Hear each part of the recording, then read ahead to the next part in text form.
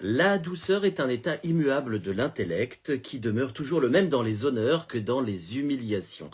La douceur est un roc qui domine la mer de l'irascibilité et sur lequel se brisent toutes les vagues. C'est pas de moi, c'est de Jean Climac, moine au VIe siècle. Eh oui, monsieur, dame, j'ai des lettres et surtout j'ai des applis qui m'envoient des textes intelligents à lire tous les matins. Et nous avons bien besoin de quelques grammes de douceur dans ce monde de brut. Moi, j'en suis à m'interroger, accro à l'info. Vais-je devoir couper les écrans, les réseaux sociaux pour me refaire la cerise et trouver l'apaisement dans le vrai, dans la vraie vie, loin de l'anathème des postures de façade, ce qui devient malheureusement un pléonasme. Autour de nous, personne n'est dupe de ce qui se trame dans l'organisation de la France. La tension est palpable, l'explosion, elle est imminente, je vous assure. Dans l'hémicycle, on ne devrait pas se réjouir du vote du budget de la Sécu. Mauvais vote pour entretenir une rambarde pourrie qui protège du précipice. Dans l'entrepreneuriat, ils sont très peu nombreux, les patrons, à connaître la sérénité cette fin d'année. Dans ces temps périlleux, ils courbent l'échine, ils serrent les dents. Et puis à l'hôpital, tiens, les moyens ne sont toujours pas au rendez-vous.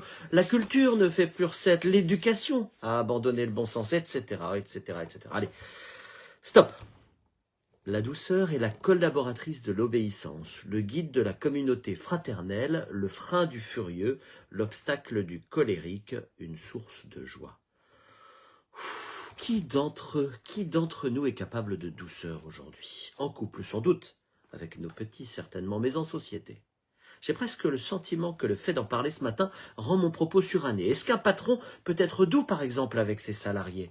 Et puis inversement, d'ailleurs, sans être pris pour un collabo, d'ailleurs, ou un tordu par ses pairs.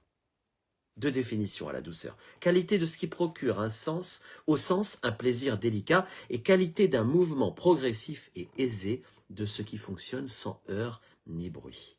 Notre bon vieux petit Robert. Tu m'étonnes que nous trouvions ça désuet, c'est pas de tendance du tout. Si la brutalité est contagieuse, pourquoi la douceur ne le serait-elle pas non plus? Elle n'est pas fragile, au contraire, elle est constante, donc puissante.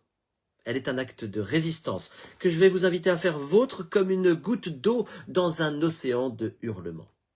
Et Saint Jean Climac de conclure, dans les cœurs doux, le Seigneur se repose, mais l'âme agitée est le siège du diable. CQFD, à la semaine prochaine.